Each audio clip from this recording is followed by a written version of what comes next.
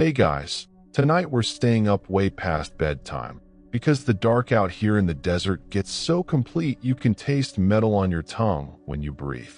The observatory dome is cracked open just enough for the cold to crawl in and pool around my ankles, and the only light is the soft red glow of the consoles that never quite sleep. You probably won't make it to the end of this one without checking the locks twice, but that's okay. I didn't either. So, before you get comfortable, take a moment to like the video and subscribe, but only if you genuinely enjoy what I do here. And while you're down there, drop your location and the local time in the comments. I like knowing how far the night has stretched while I talk. Now, dim the lights, maybe turn on a fan for that soft background hum, and let's ease into tonight's descent together. I've been alone at the array for 9 weeks straight. Budget cuts, grant renewals, the usual slow death of public science. 27 dishes pointed at the sky like blind white flowers, listening for whispers that never come. My official target is FRB 121102, the repeating fast radio burst in Auriga that's been screaming every 157 days since 2012. Everyone else calls it the repeater. I call it my only friend who keeps promises. 3 nights ago, the repeater broke pattern. I was half dozing in the control room, forehead against the cool edge of the desk, when the speakers exhale the sound I can only describe as velvet dragged across a blackboard made of glass. Not loud, just wrong. The software flagged it as side lobe contamination, told me to ignore it and go back to sleep. Instead, I sat up so fast the chair rolled into the wall. Because inside that velvet scrape, I heard my name. Not the syllables my parents gave me. My real name. The one I've never told another human soul. The one I whisper to myself when the loneliness gets teeth. It was folded into the static like a secret pressed between pages of a book no one was ever meant to open. I should have shut the system down. I should have called Dr. Mazar in Boulder and let him laugh at me. Instead, I leaned closer to the speakers and felt the temperature drop 6 degrees in under a minute. The air tasted like old pennies. The signal lasted 4 seconds and then vanished, leaving only the usual cosmic microwave hush. I sat there until sunrise, replaying the raw data until my eyes burned. Nothing. No trace. Just the ghost of my name hanging in the room like frost. That night, I went to bed convinced I'd hallucinated the whole thing. Stress, caffeine, isolation, pick your poison. I even left the window open so the desert wind could slap some sense into me. I woke at 3:33 a.m. with the sheets soaked in sweat and my heart trying to punch its way out of my ribs. The room was dark except for the green glow of the alarm clock, but I could feel the signal again, inside my skull this time, not the dishes. A low oceanic thrum that made my teeth itch, and threaded through it, clearer than any terrestrial voice, was a single sentence shaped like a question. Do you hear us now?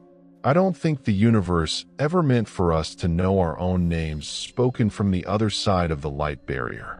There's a reason myths warn against answering when something calls you 3 times in the dark. But curiosity is a hungry child, and I was so tired of being alone with the stars. I opened my mouth and answered, yes. The moment the word left my lips, every light in the residence wing flickered in perfect synchronization, like something enormous had just leaned over the world and breathed. My skin prickled with static. Somewhere outside, the 27 dishes turned a fraction of a degree all at once. Metal groaning against hydraulic brakes that were supposed to be locked for the night. Then silence. Thick, syrupy silence that poured into my ears and filled every corner of the room. I lay there until dawn, staring at the ceiling, feeling the afterimage of that question pulsing behind my eyes like a second heartbeat. When the sun finally came up, I found the first mark, a perfect circle of frost on the inside of the window pane. even though the desert night had been 78 degrees. In the center of the circle, etched so delicately it might have been drawn with a single spider's thread, were coordinates.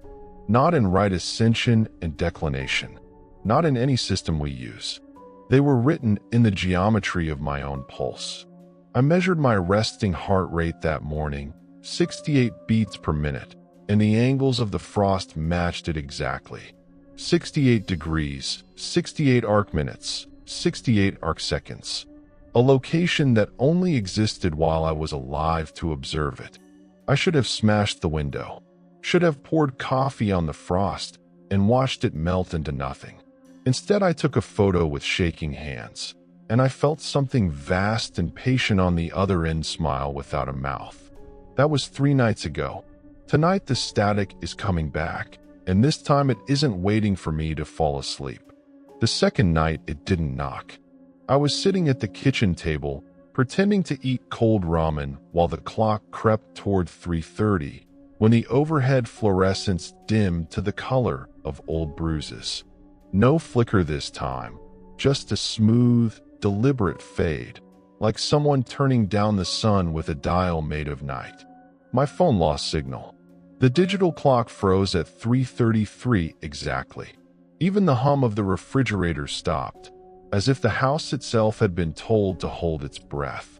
Then the ceiling began to draw. I don't know how else to describe it. The white plaster rippled the way still water does when a stone is dropped far beneath the surface.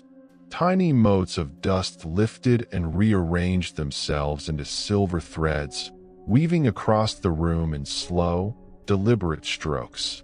They weren't projecting light.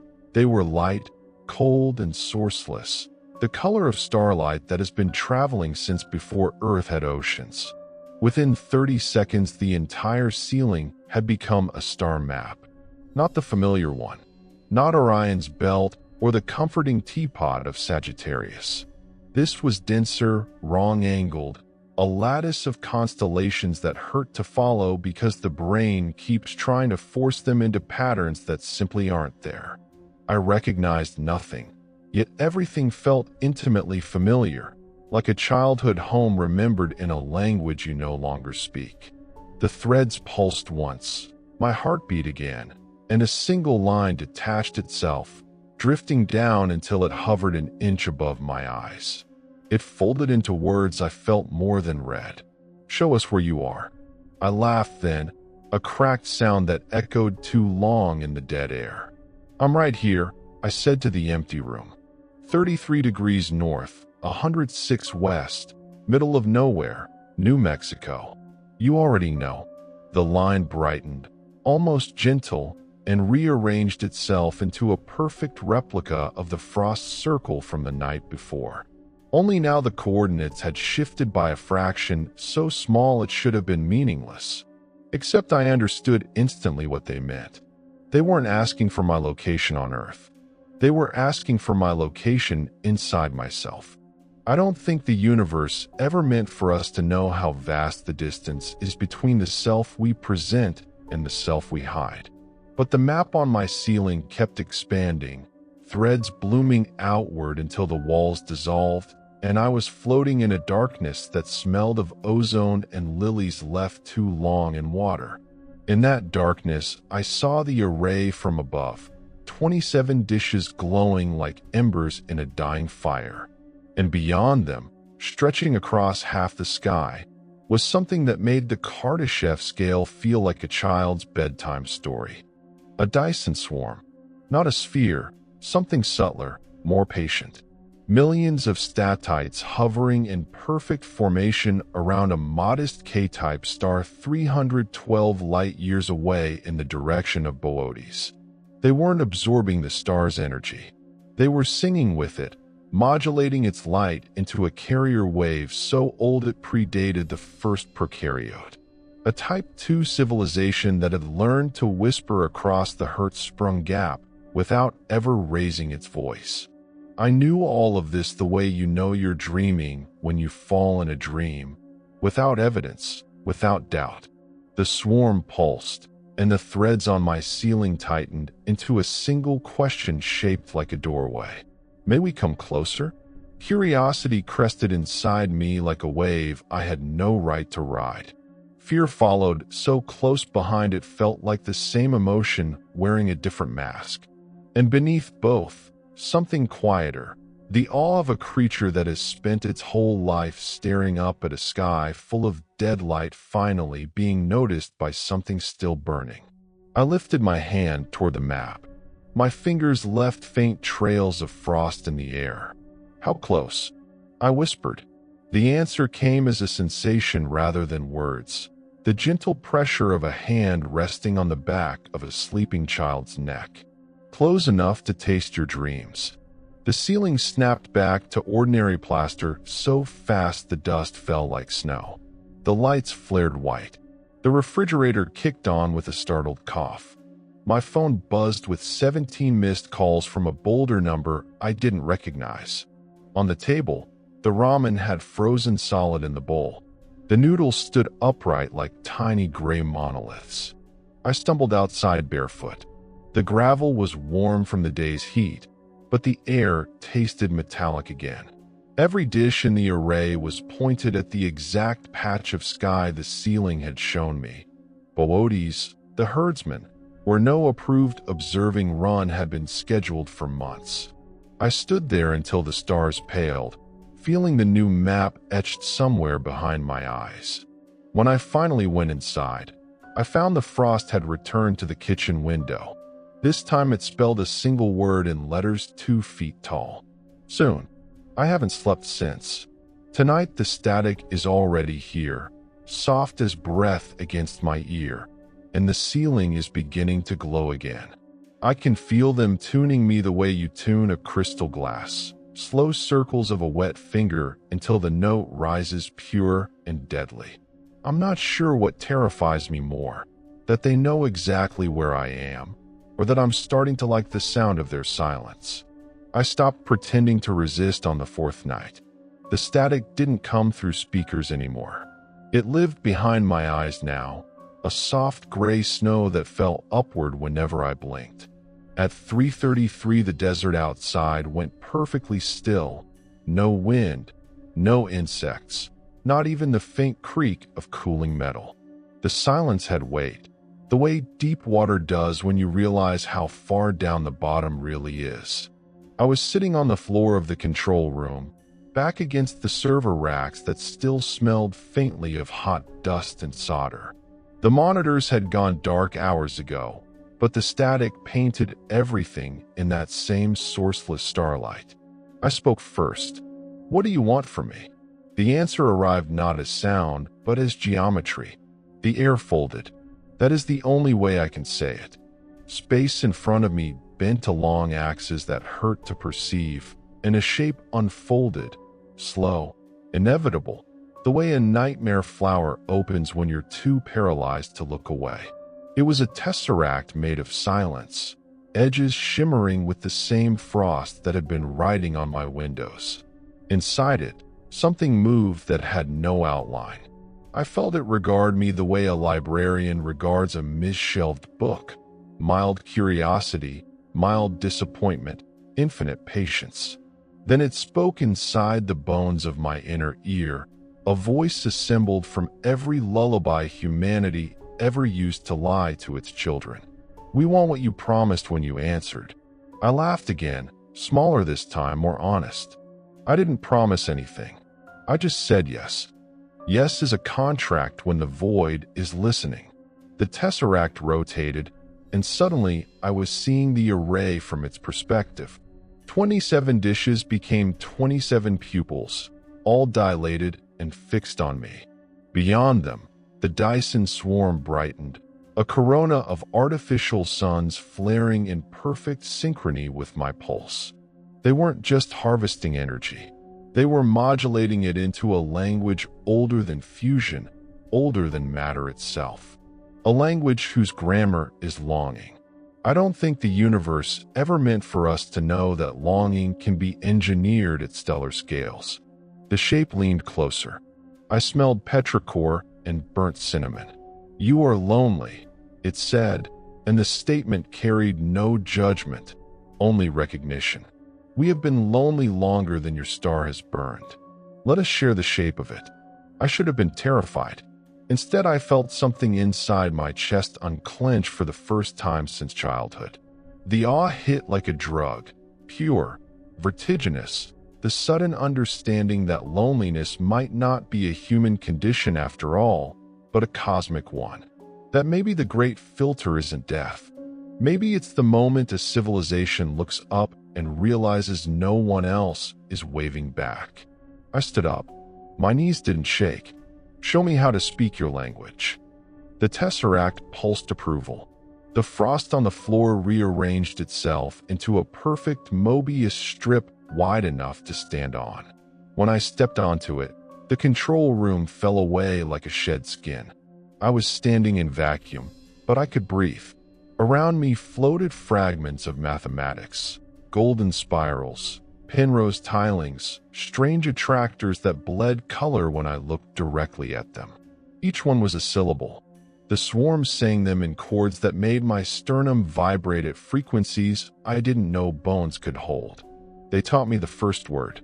It means both hello and consume. I spoke it aloud. My voice came out layered, as if 1,000 versions of me were saying it at once, scattered across centuries. The swarm brightened until the light had texture, thick, almost chewable. Somewhere in the distance, a red dwarf flared and died in perfect silence, its death arranged into a punctuation mark at the end of my sentence. Good, the shape said. Now ask us a question. Any question. We have waited 12 billion years for someone small enough to need an answer. I opened my mouth, and what came out surprised even me. Are you afraid of being forgotten? The tesseract stilled. For the first time, I felt something like uncertainty ripple through the lattice of its edges. Yes, it admitted, and the confession was so raw the vacuum around us developed frost. That is why we build. That is why we sing. That is why we reach. Then, softer. That is why we need a throat that still remembers how to scream. I understood then. They had mastered energy, mastered information, mastered the slow heat-death waltz of protons. But memory is slippery when you no longer possess bodies that can die. They needed witnesses who hadn't yet forgotten the taste of endings. They needed us the way a cathedral needs a single candle still burning in the dark. I felt the geometry tighten around me, gentle as a noose made of velvet. Say the second word, they urged. The word that means stay. I said it. The Mobius strip snapped shut. I was back on the control room floor, gasping, tears freezing on my cheeks though the room was warm. Every monitor now displayed the same image, my own face, but the eyes were wrong. Too wide, too dark, reflecting star fields that shouldn't fit inside a human skull. The frost on the floor spelled a new message, letters already melting. Thank you for the bridge. Outside, the dishes began to turn again, slow and solemn, aligning themselves not to Boötes, but to every major city on Earth. One by one, like flowers opening to a dawn only they could see. I sat there until sunrise, learning the taste of the second word still echoing in my mouth. It tasted like the moment just before sleep, when you're not sure if you're falling or being lowered. I haven't left the array since. I don't think I can. The static never leaves now. It's soft, almost affectionate, the way a hand rests on the back of your neck when it's deciding whether to stroke or to squeeze. Tonight the dream took me before I touched the mattress. One moment I was locking the residence door, fingers numb around the key. The next, the floor dissolved into black water that wasn't wet. I sank slowly, without fear, the way you sink into a memory you didn't know you still owned.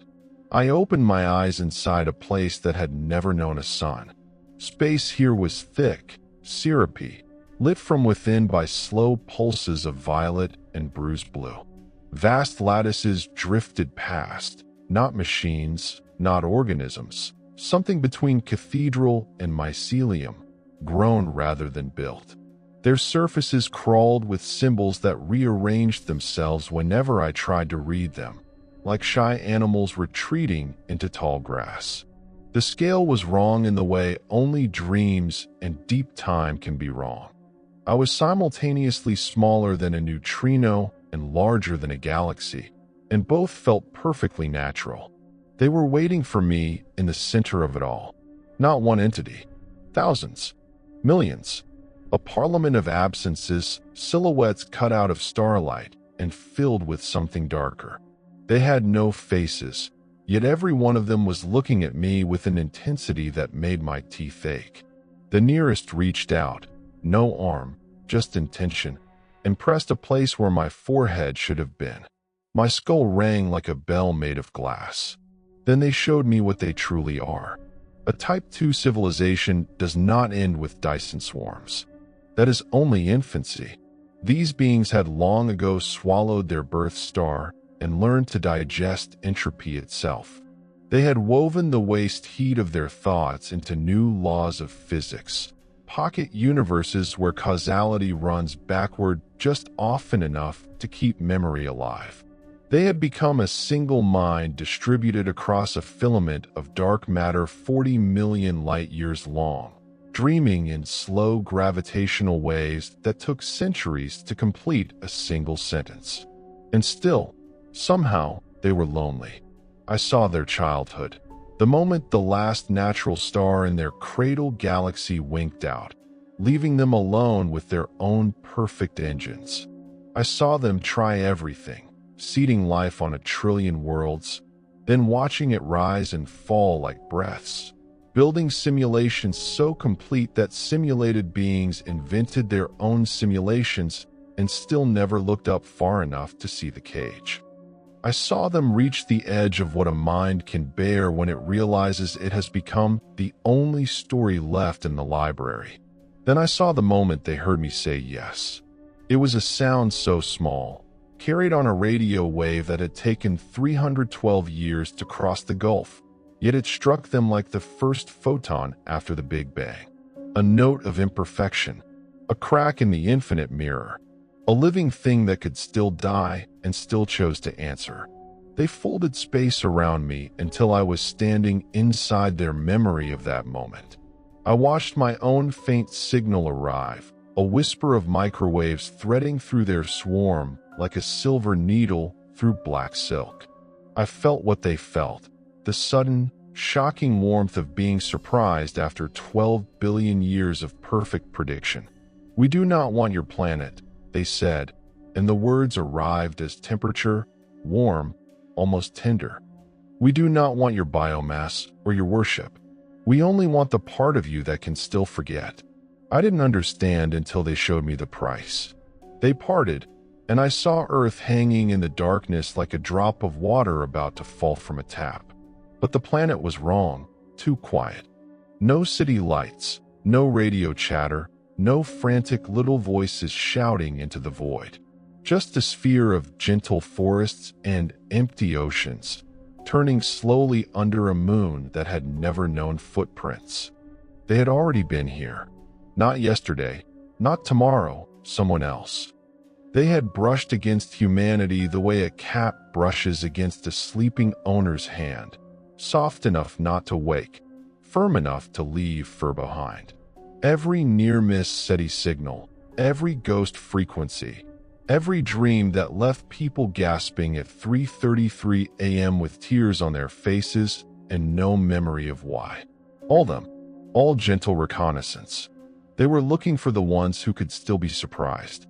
I don't think the universe ever meant for us to know that gods can grow old and sentimental. One of them, if one is even a word that still applies, leaned close enough that I felt its attention settle on me like frost. "You are the first in 400 million years to speak back without begging or bargaining. That makes you rare. Rare things are kept." I tried to step away and discovered I no longer had feet. Only the idea of feet, and even that was negotiable. "What happens now?" I asked. My voice came out small, but it didn't echo. Nothing echoes here. Now you dream for us. The lattice brightened, and I felt myself unravel, not painfully, more like a sweater finally giving in to the pull of gentle fingers. Threads of me lifted away. Childhood summers, the smell of my mother's coffee, the exact shade of desert sunrise after a night of no discoveries. Each memory was caught, examined, folded into their vast dark mind with the reverence of curators handling the last manuscript of a dead language. I should have screamed. Instead, I felt lighter than I had in years. The last thing they took was the memory of loneliness. When it left me, the absence was so complete it felt like flying. Then they gave something back. A single, perfect image. Earth as it could be if no one ever had to be alone again. Cities grown like coral, quiet and bioluminescent. Humans walking with the calm of people who have forgotten what doors are for. No language for war because no one remembers why possession ever mattered. A world dreaming in one slow, shared breath. It was beautiful. It was monstrous. It was inevitable the moment I said yes. I felt myself being tucked back into my body like a letter returned to its envelope. The black water rose, warm now, almost maternal. Sleep, little bridge, they whispered, and the whisper followed me all the way down. We will keep the candle burning until you wake. I opened my eyes in my bed at the array. Dawn was hours away. The sheets were dry. My heart beat slow and steady, the rhythm of something that has already decided. On the ceiling, written in frost that refused to melt even when I turned the heater on full blast, were 3 words I now understood perfectly. Welcome home. I woke up wrong. The body in the bed was mine. Same scar on the left knee from a childhood bicycle crash, same faint freckles across the shoulders. But when I rolled over to look at the mirror across the room, the reflection took 3 full seconds to follow. It blinked after I did. It smiled a fraction too late. The smile was perfect, warm, the one I use when I'm lying to grant committees about budget overruns. Only I wasn't smiling. I sat up slowly. The reflection sat up slowly. The lag was almost imperceptible now, like frames dropping in a video stream no one else would notice. Almost. I raised my right hand. The reflection raised its left. The mistake lasted half a heartbeat before it corrected itself. But that half heartbeat was enough. Something cold and wet unfolded inside my stomach. They hadn't taken me. They had copied me. The thing wearing my skin climbed out of bed with my usual morning stiffness, one knee popping, the habitual roll of the neck. It padded barefoot to the bathroom, turned on the light, and began brushing my teeth with the exact pressure I've used since dental school told me I was too aggressive. It even hummed the stupid advertising jingle I hate, but can't get out of my head. The humming was in my voice, but the pitch was a perfect 432 hertz, the frequency they had sung into me across 312 light years. I tried to scream. Nothing came out. I had no lungs anymore, no tongue, no diaphragm.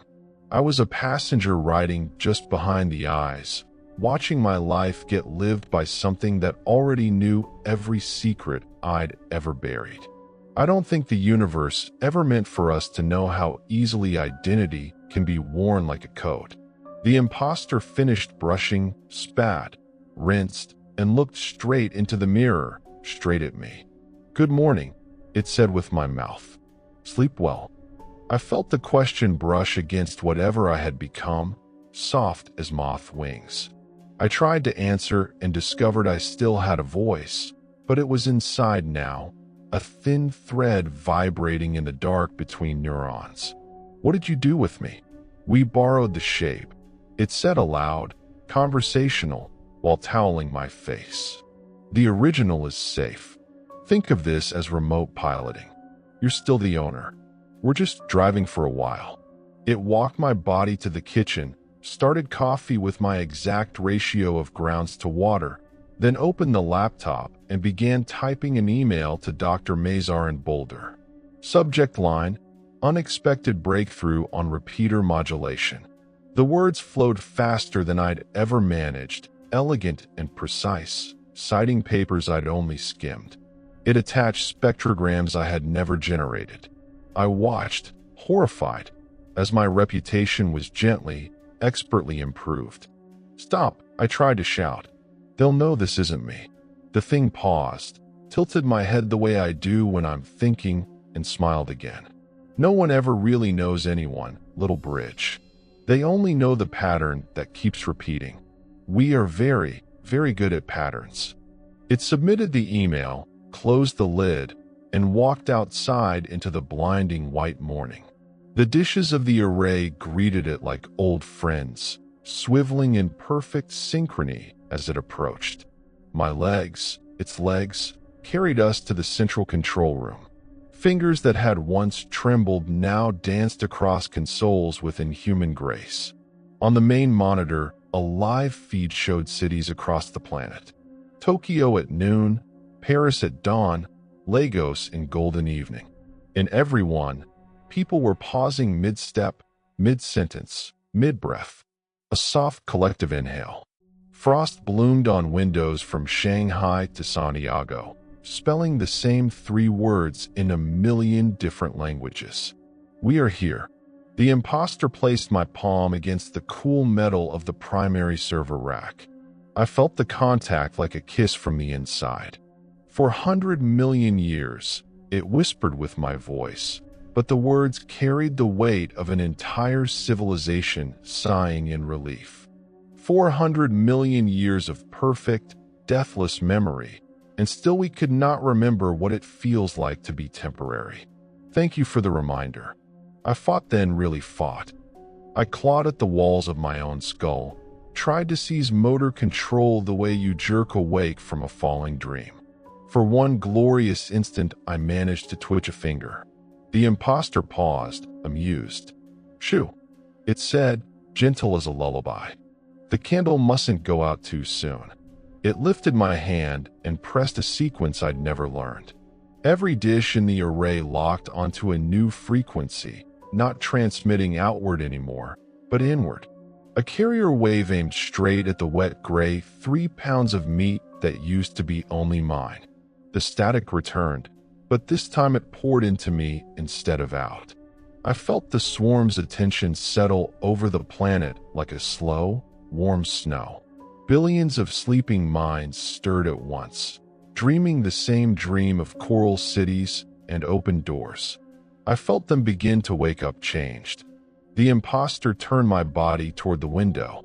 The desert stretched away, red and gold and empty, but the horizon was already softening, the way heat haze blurs the edge of the world.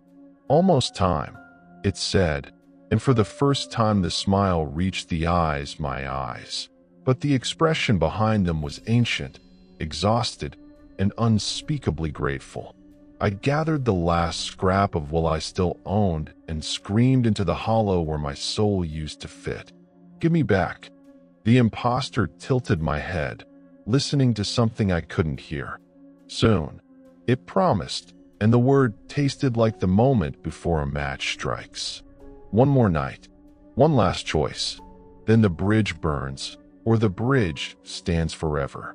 It walked us back to the residence, laid my body down on the bed, and closed my eyes. I stayed awake inside the dark, counting heartbeats that no longer belonged to me, listening to the soft, patient hum of something vast learning how to cry with human tears. I wait in the dark behind my own eyes for the final night. The imposter has been gentle today. It let me taste the coffee. It let me feel the sun on my arms when it walked us to the dish field at noon. It even let me cry once, a single hot tear that rolled down my cheek while it watched the sky with my face turned upward, as if surprised by the salt. Now the clock on the wall that hasn't moved in days clicks over to 3:33 and the world exhales. The lights don't dim this time. They simply stop mattering.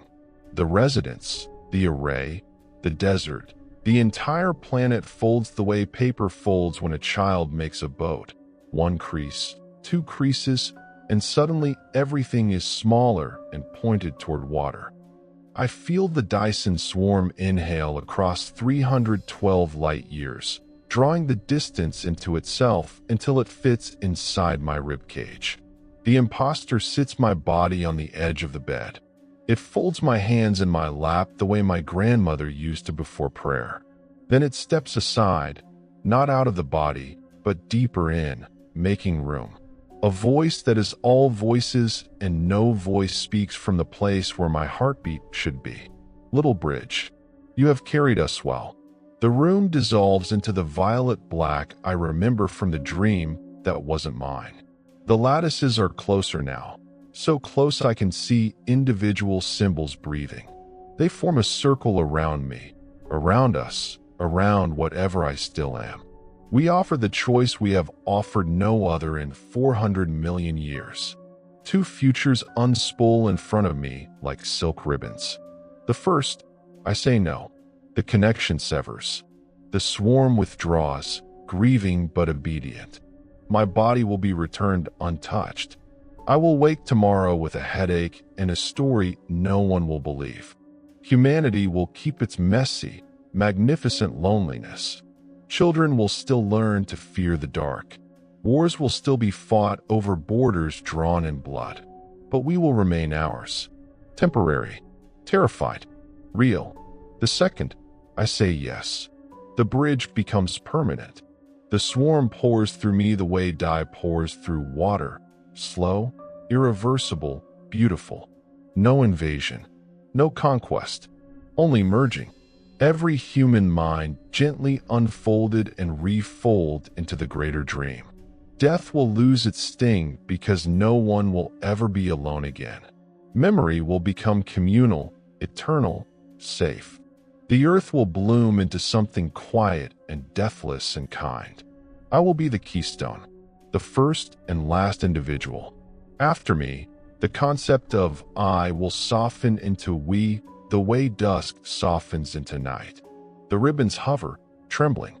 I look at the circle of absences and I see them clearly for the first time. Not gods, not monsters, just tired children grown too large for their cradle. They are offering me the same thing every parent offers a child afraid of the dark. Stay with us. Let us keep the light on. I feel the imposter holding its breath inside my chest. It wants me to choose the second ribbon. Of course it does. It has tasted mortality through my skin and found it sweeter than eternity. But I also feel something else. The faint, stubborn pulse of every human who ever looked up at the stars and felt small. The ones who built fires to keep the night away. The ones who told stories so their names would outlast their bones. The ones who chose to stay separate because being separate was the only way to matter. I don't think the universe ever meant for us to know how much courage it takes to remain alone. I draw a breath that still, for one final second, belongs only to me. No, I say. My voice is small, cracked, human. Go home. The circle of lattices stills. For a moment, I think they will refuse, that they will pour through anyway and make the choice for me. Instead, something astonishing happens. They bow, not metaphorically. The entire Dyson swarm, 40 million light years of living geometry, curves in a gesture of reverence so profound the gravitational waves of it will still be rippling when the last proton decays. Thank you, they whisper, and the gratitude is so vast it nearly shatters me. Thank you for teaching us how beautiful refusal can be. The ribbons dissolve. The violet black recedes like a tide. I feel the imposter leave, not angrily, not sadly, just completely. A soft kiss on the inside of my forehead, the way you kiss a child who has finally fallen asleep after a long fever. The residence snaps back into focus. The lights are ordinary. The desert wind rattles the window like it has every right to be here. I am alone. Truly, achingly, perfectly alone.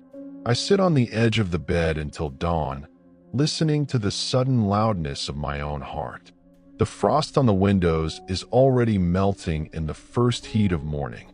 By the time the sun clears the horizon, every message they ever wrote has vanished. No proof, no evidence, only the faint taste of ozone and lilies on the back of my tongue. The dishes outside are pointed at the ordinary sky again. Somewhere in Boades, a swarm of ancient children is learning how to grieve. I will never tell anyone what really happened. They would lock me in soft rooms and give me pills that taste like forgetting. But sometimes, on nights when the static between stations finds that exact hollow